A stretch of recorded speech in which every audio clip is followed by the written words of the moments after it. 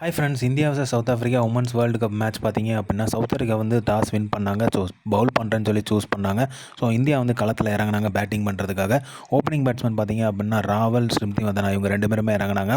So opening partnership நல்லா தான் இருந்துச்சு. 55 ரன்களுக்கு எடுத்தாங்க. ஸோ அப்போ வந்து பார்த்தீங்க அப்படின்னா ஸ்மிருதி மந்தனா 23 ரன்கள் எடுத்த நிலையில் வந்து தன்னோட விக்கெட்டை வந்து இழந்தாங்க. அதுக்கப்புறம் பார்த்தீங்க அப்படின்னா ஹர்மின் தியோல் வந்து களத்தில் இறங்குனாங்க.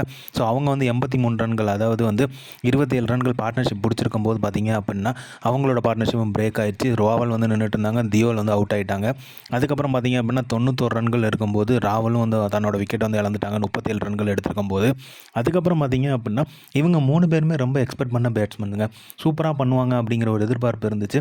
ஆனால் இவங்க 3 பேருமே அடுத்தடுத்து விக்கெட்டை லூஸ் பண்ணது தான் பெரிய டேர்னிங் பாயிண்டாக அமைஞ்சது சவுத் ஆஃப்ரிக்கா டீமுக்கு. இந்த முக்கியமான 3 பேட்ஸ்மேன் யார் பார்த்தீங்க அப்படின்னா கேப்டனான கவுர், அதுக்கப்புறம் ஜெமியா ரோடிகிரஸ், அதுக்கப்புறம் தீப்தி சர்மா. இவங்க 3 பேருமே வந்து பார்த்தீங்க அப்படின்னா தன்னோட விக்கெட் வந்து மலமளன்னு இழந்துட்டாங்க. ஸோ ஸ்கோர்ஸும் வந்து அந்தளவுக்கு அவங்களால அடிக்க முடியல. ஸோ அதுக்கப்புறம் பார்த்தீங்க அப்படின்னா 102க்கு 6 விக்கெட் போயிடுச்சு இந்தியன் டீமுக்கு. 102க்கு 6 விக்கெட் போன நிலமையில தான் வந்து பார்த்தீங்க அப்படின்னா ரிச்சா கோஸ் வந்து களத்தில் இறங்குறாங்க. செம்மையான கேமு, சூப்பராக விளாண்டாங்க. அதிரடியான கேமு, வேறு லெவல் சம்பவம் பண்ணாங்கன்னே சொல்லணும். அவங்க ஒரு பக்கம் நின்று செம்மையான ஒரு அதிரடியான ஆட்டத்தை ஆடினாங்க. அவங்க கூட வந்து அனுசு கவுர் வந்து நின்னாங்க. ஆனால் வந்து அவங்களால அதிகபட்ச ஸ்கோர் பண்ண முடியல. அதுக்கப்புறம் அவங்க கூட ஸ்னேகா ராணா சூப்பராக நின்று பார்ட்னர்ஷிப் கொடுத்தாங்க. அவங்க 2 பேரோட பார்ட்னர்ஷிப் தான் ரொம்பவே ஹெல்ப் பண்ணுச்சு. தரமான பார்ட்னர்ஷிப்னே சொல்லுவேன். அந்தளவுக்கு வந்து தரமான ஒரு பேட்டிங்கை வந்து செட் பண்ணாங்க. ஸோ அவங்களோட 2 பேர் பார்ட்னர்ஷிப் பார்த்தீங்க அப்படின்னா 92 ரன்ஸ் பார்ட்னர்ஷிப் பிடிச்சாங்க.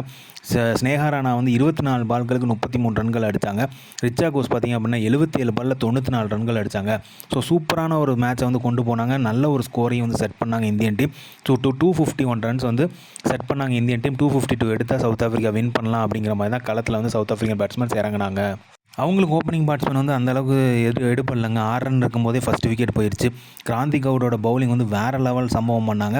ஆனால் ஓப்பனிங் பேட்ஸ்மேனான உல்வார்டு வந்து சூப்பராகவே விளாண்டாங்க. 111 பால்களுக்கு வந்து 70 ரன்கள் எடுத்தாங்க. ஆனால் அதுக்கப்புறம் பார்த்தீங்க அப்படின்னா 1 டவுன் 2 டவுன் எல்லாருமே வந்து சொற்ப ரன்களில் ஆட்டம் இழந்தாங்க. ஸோ எப்படி சவுத் ஆஃப்ரிக்கா வந்து என்ன பண்ண போகிறாங்க, ஜெயிப்பாங்களா மாட்டாங்களா அப்படிங்கிற தருவாயில் பார்த்தீங்க அப்படின்னா ட்ரையான் சூப்பராக விளாண்டாங்க. அவங்க 66 பாலில் 49 ரன்கள் அடித்தாங்க. அதுக்கப்புறம் பார்த்தீங்க அப்படின்னா எப்படி ரிச்சா கோஸ் நின்று விளாண்டாங்களோ அதே மாதிரி டி கிளர்க் அவங்களும் வந்து செம்மையாக நின்று விளாண்டாங்க.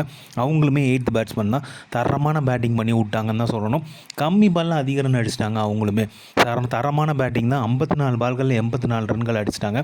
ஸோ அதை வந்து சேஸ் பண்ணுறதுக்கு ஈஸியாகவே அமைஞ்சிருச்சு தான் சொல்லணும். ஸோ ஃபைனலாக பார்த்தீங்க அப்படின்னா 48.5 ஓவரில் 257 ரன்கள் வந்து 52 ரன்கள் வந்து எடுத்துட்டாங்க சவுத் ஆஃப்ரிக்கா. ஸோ ஈஸியாக வின் பண்ணிட்டாங்க. பிகாஸ் ஆஃப் கிளார்க் அவங்க தான்.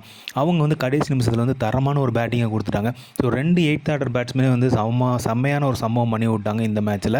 இதன் மூலமாக வந்து சவுத் ஆஃப்ரிக்கா வந்து ஒரு ஈஸியான விக்டரியை வந்து ரெஜிஸ்டர் பண்ணிட்டாங்க. இந்த மாதிரி கிரிக்கெட் அப்படியே தெரிஞ்சுக்கிறதுக்கு மட்டை பந்து இன்சைட்ஸ் வந்து சப்ஸ்கிரைப் பண்ணுங்கள். தேங்க்யூ.